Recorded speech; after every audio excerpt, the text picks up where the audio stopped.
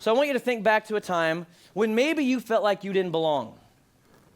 Think back to a time where you felt like you were on the outside of everything else. For many of you, it's probably back in middle school. You know, you're walking into the cafeteria and you've got that lunch tray and you don't know where to sit and you feel like you don't belong. Why? Because junior high kids are so strange. I love them so much. They're so wonderful, but it's a weird time of life.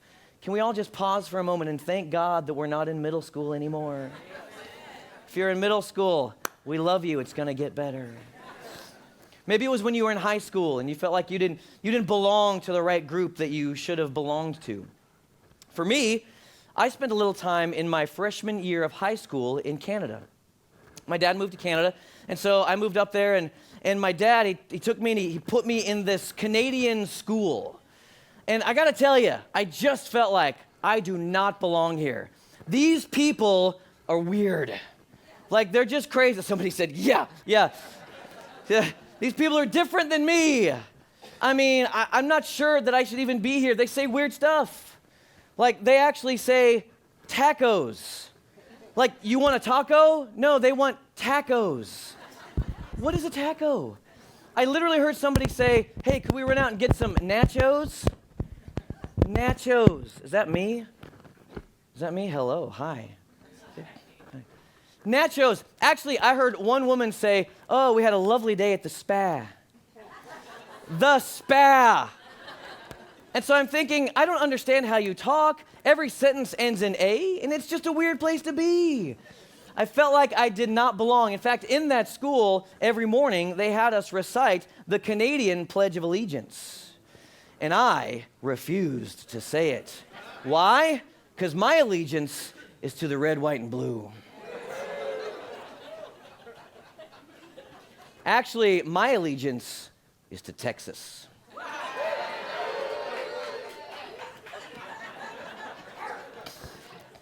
Actually, my allegiance is to Jesus. Listen, make no mistake about that. But I just felt like I didn't belong. Today, I want to talk to you about a story where a woman broke into a scene where she didn't belong. And I want you to see what Jesus did with her.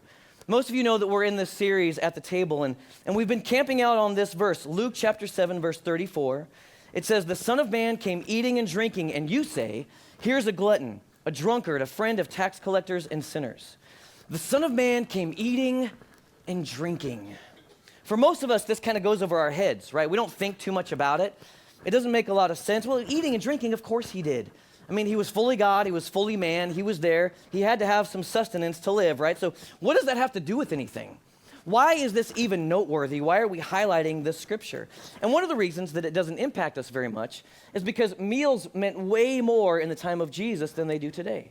We kind of lost sight of the power and the impact that they can have. Because we're all so busy, we're maxed out on our schedules, and we're running from here to there, trying to get to the next soccer game, and we're grabbing fast food on the way, so we've lost touch with it.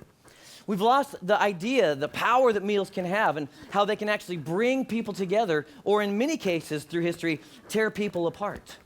And we've talked a lot about that over the previous weeks, and so if you want to go back and listen to some of the podcasts, that'll really help you be on the same page. But our focus has been that this practice of eating and drinking, it was not a side point for Jesus. Actually, it was central to everything that he was doing. And so in Luke chapter 19, verse 10, it says, the Son of Man came to seek and to save the lost. Everybody say seek. Say save. Save the lost. To seek and save the lost, this was Jesus' mission. This is why he was here. This is what he was doing in the earth. And then Luke 7:34, we just read it, says the Son of Man came eating and drinking. Eating and drinking was Jesus' method. In other words, this is how he was doing the seeking and the saving. So in a culture where people were hostile to him in many cases, in a culture where people wanted to keep Jesus at arm's length, how did Jesus walk people into the kingdom of God? And the answer is one meal at a time. One meal at a time, sitting across the table, welcoming people into the kingdom. So in the series, we've been asking the same question of us. In a post-Christian culture, what does it look like for you and for me to reach out and to walk people into the kingdom of God? How do we do the same thing that Jesus was doing, that we're called to, when there's hostility? When it's not PC to believe what you believe? when it's generally not acceptable to say what you want to say in many cases. And where most of the time you just walk around like the weird person at work that has all those weird beliefs and nobody quite understands. So to answer that question, we've been looking at different times that Jesus went and sat down at a meal with all sorts of different people who in that culture at that time were considered untouchable. No respectable person, and certainly no respectable rabbi, would show up and sit at a table with these people. And so this is how Jesus got his reputation. This is why they said, well, he's a drunkard, he's a glutton. And of course, we know that he wasn't. But today we're looking at the story where Jesus sat down to a meal with a religious leader, and an unexpected guest shows up who really doesn't belong there. Turn with me to Luke chapter 7, verse 36. It says, afterward, a Jewish religious leader named Simon asked Jesus to his home for dinner. And Jesus accepted the invitation. I love that. Jesus says, yeah, absolutely, I would love to go. When he went to Simon's house, he took his place at the table. In the neighborhood, there was an immoral woman of the streets, known to all to be a prostitute. When she heard about Jesus being in Simon's house, she took an exquisite flask made from alabaster, filled it with the most expensive perfume, went right into the home of the Jewish religious leader, and knelt at the feet of Jesus in front of all the guests. Broken and weeping, she covered his feet with the tears that fell from her face. She kept crying and drying his feet with her long hair. Over and over, she kissed Jesus' feet.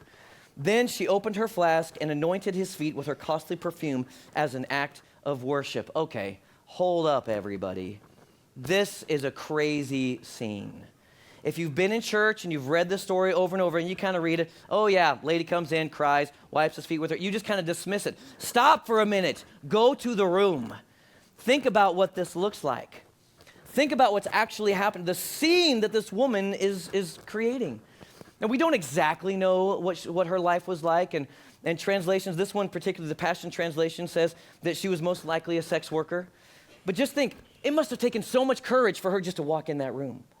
Think about her position and walking into that space.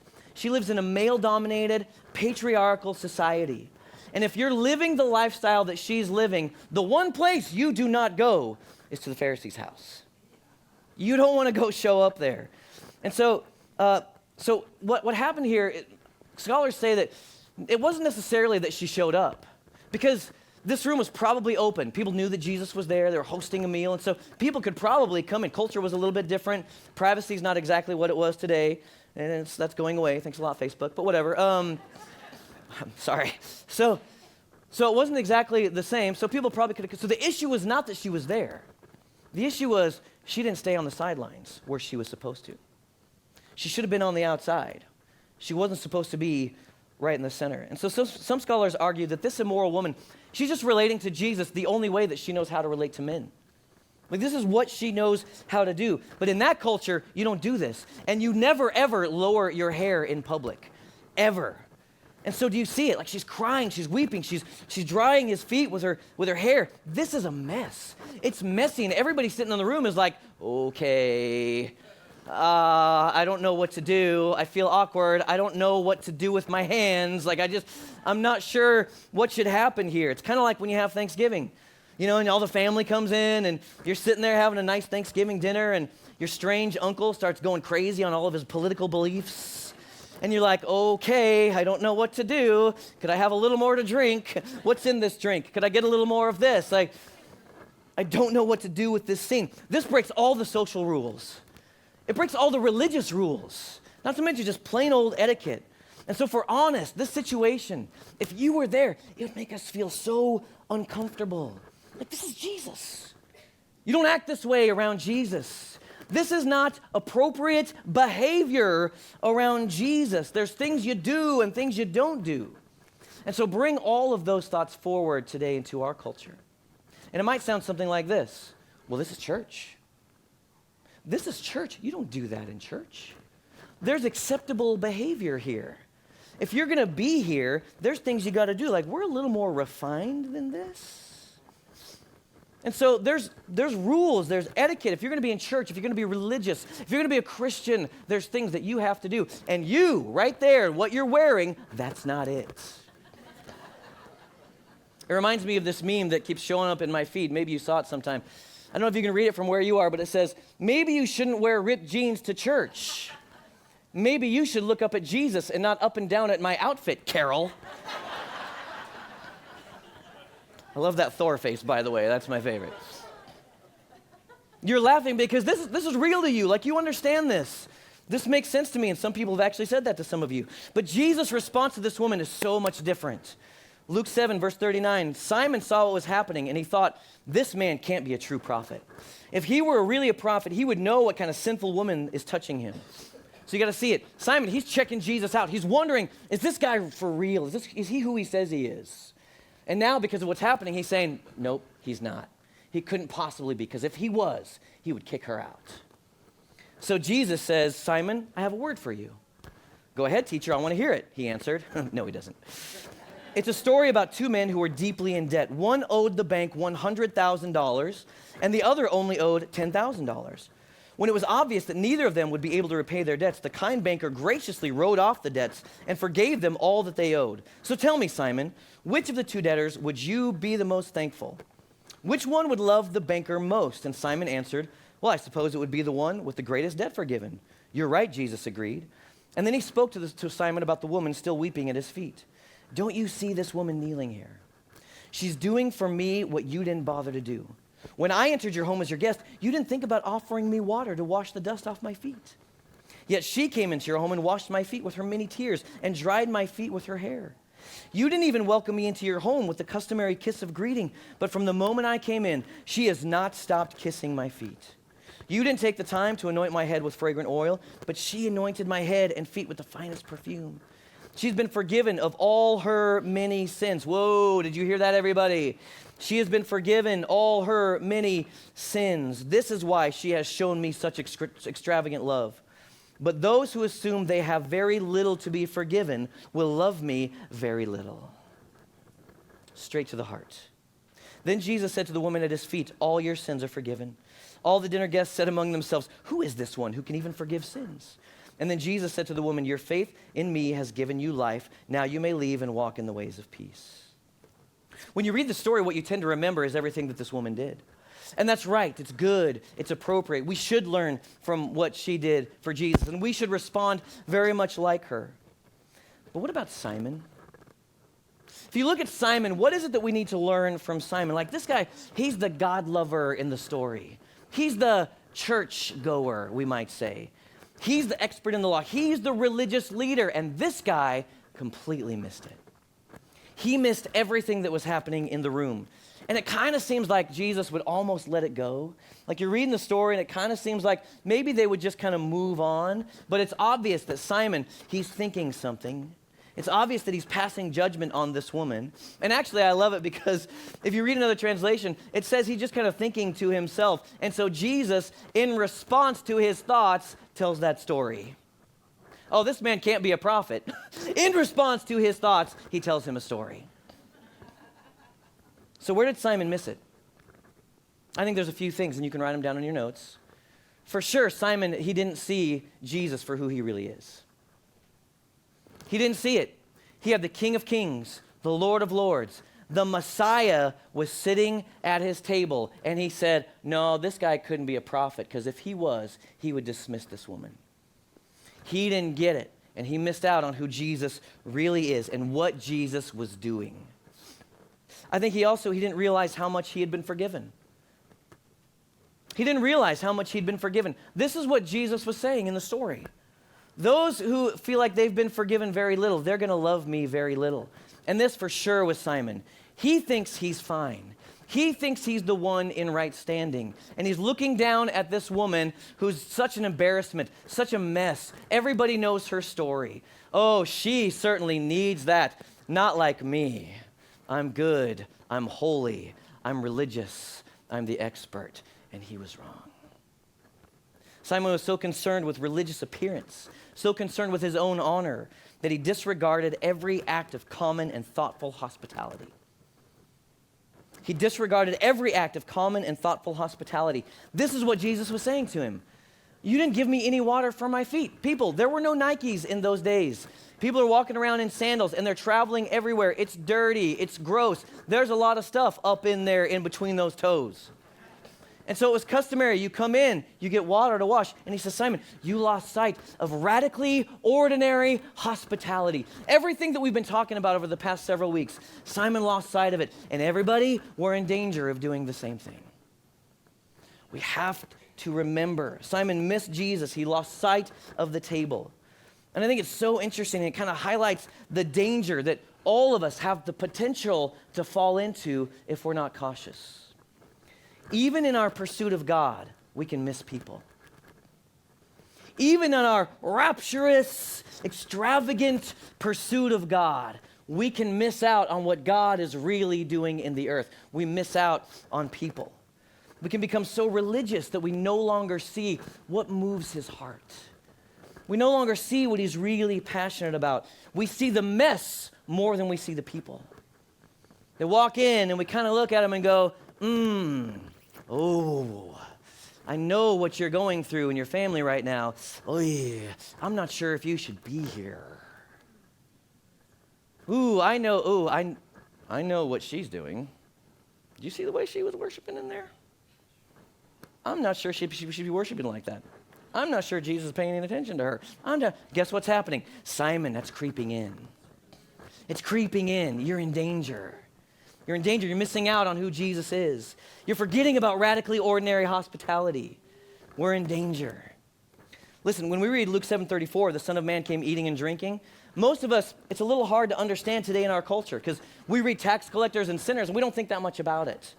Like it doesn't bring up the image of the worst of the worst. But to those original hearers in that day, tax collectors and sinners, that's exactly what it was. They were the worst of the worst. So Jesus was regularly hanging out with the worst of the worst. But it doesn't strike us that way. So just do this little thought exercise with me today. Think about it for a second. What would you feel like? What happens to you inside if you hear a story about Jesus? He's sitting down and he's having lunch with a pedophile. What happens in your heart? What goes on in your mind all of a sudden? You heard about Jesus going over and having dinner with a white nationalist, like somebody who marched on Charlottesville. You hear that story. What happens inside? You hear about Jesus sitting down in a cave somewhere in Afghanistan, sitting around a fire, eating with an ISIS terrorist. What happens inside of you? Are you nervous? Do you get anxious? Do you get scared? Do you think, oh, why would he do that? Surely he doesn't want to be there. Surely he wants to be with me. Oh, there it is. We're in danger. But Jesus' mission is to seek and to save the lost. That means everybody. That means everybody gets included. And that means that it's going to get messy around here. That means it's going to be messy. Why? Because people are messy.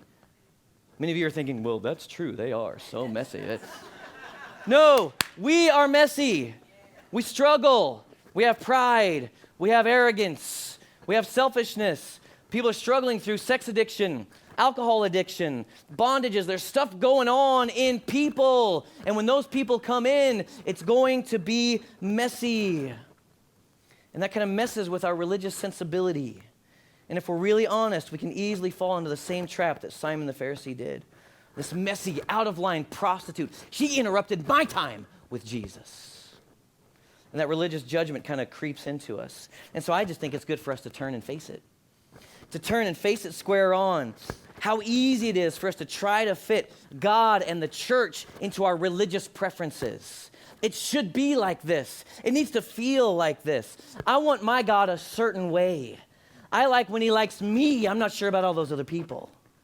We want our God a certain way. We want our church to be a certain way. Well, I don't know if I like that song. Wait, is Ross not here today? Why, how come? I don't know if I like this. Hey, it's getting personal now. Relax. Why about the wood paneling? Isn't that a little too hip? I don't know if I really like this. We want it our way. We want people to be a certain way. You need to act a certain way. You need to be a certain thing. And we lose touch with God's welcome that's extended to everybody to come to his table. And I think it's easy for us to do. So So let me explain it for just a little bit. We've been talking about in this series how from Jesus all the way through to the Apostle Paul, the followers of Jesus, they were eating and drinking like a family, in a home, at a table. And so the New Testament, it tells the story of how the church grew, right? It's a story about how the church grows from like 12 people sitting around a table with Jesus, spilling out into the streets of Jerusalem, growing and eventually going through the Roman Empire to today, the historic global movement of 2 billion people alive breathing in the world right now today that you're a part of, which is awesome. But the New Testament really just tells the story of the first 2 decades. That's all we really have. And so people much smarter than me, they tell that story about how the church grew and has shifted in different ways. And one of the ways they do that is through the lens of architecture. Architecture? Yes, architecture. Some of you are like, oh, okay. This sounds like school. I'm checking out. Stay with me for a second because we're going to get somewhere. So if you look at those stages of history, there's basically 4 or so major stages. We're going to hit 4 here today really quickly. And the first stage was the home. Like it started in the home. For hundreds of years, followers of Jesus, they didn't build any buildings. They didn't have the money to. In fact, their religion is illegal, so they're running from the government. And so what are they going to do? They're going to meet together in homes. And so the center of gravity for the church at its inception is the table. This is the center of gravity. This is where everything is happening, centered around a meal, the meal of Christ himself. Everybody's invited to it. The table is the center of gravity. So in spite of the laws, Christianity grows and spreads throughout the Roman Empire, and churches are growing, and so paganism in some ways is starting to die out. And so some of the churches, they start moving into the defunct temples of like Apollo and Zeus and Aphrodite. These temples, they're basically like octagon-shaped homes, and so they move in there, and still, the center of gravity is the table. So when Christianity is legalized around the 4th century, spreads out to the edge of the Roman Empire, the churches started building the cathedrals. It's a blank for you. They moved to the cathedrals, and they've got different styles through different periods. Like I've got some examples you may recognize. Like there's the Romanesque period here. Some of you may recognize that. There's the Gothic period that happens, and you might recognize the Notre Dame, which had the fire here this past year, so sad. You might recognize the Baroque style from Italy. These different temples, these different cathedrals they start meeting in, almost all of them built like a cross. So when you look down over the top of them, they're shaped like a cross, and in the middle there of that cross is the altar. Now, if you've been into any of these cathedrals in Europe, you've seen they're like made in such a way that sound kind of bounces off the walls, and so people would go and they'd jump in and hear what was going on, but they couldn't understand anything. So it was okay because Mass was in Latin for hundreds of years, so almost nobody knew how to speak that language. So teaching, instruction was not a big part of the church during this time. But the center of gravity, it moved from the table to the altar. It moves from the table to the altar. And during that shift away from the table, the meal, it devolves a little bit from a meal into a drink of wine and a little bite of bread. So the 16th century, out of the Protestant Reformation, the church kind of has its return to the Bible. Nobody's got their own Bibles. This is before the printing press. So if you want to hear the scriptures, you got to go to church. You got to go show up. So the architecture started to evolve again to fit that. So move ahead and you end up with the colonial box. Kind of looks like this. You might recognize some of these. The colonial box doesn't look like that bread right there. It's going to look like the picture showing up here in a second. The colonial box. It's just kind of essentially it's a preaching box. Like that's what it was made for. We'll kind of create a square box, put the guy in the center, and we're going to preach at you. This is my kind of church. You know what I'm saying? Just kidding. It's not. It's just made for preaching. So whether you're on the East Coast in a really nice Episcopalian church or you're in a small country church somewhere out in Pennsylvania, these colonial-style churches, they're preaching boxes. And so the center of gravity, it moves again. It moves from the altar to the pulpit. The center of gravity in this stage becomes the pulpit. And then around the turn of the last century, the rise of entertainment and radio and TV and film and urbanization and cities kind of growing and people going out and looking for stuff to do, music starts playing a larger role in the life of the church. Now, obviously worship by singing, it's always been around, even since before the time of Jesus, but the style of singing with like pipe organs and big choirs, you guys just had a choir here recently, right? That's awesome, way to go.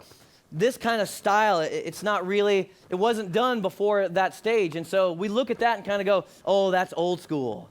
Some of you saw that on that Sunday morning, and you were like, no, I remember the days fondly.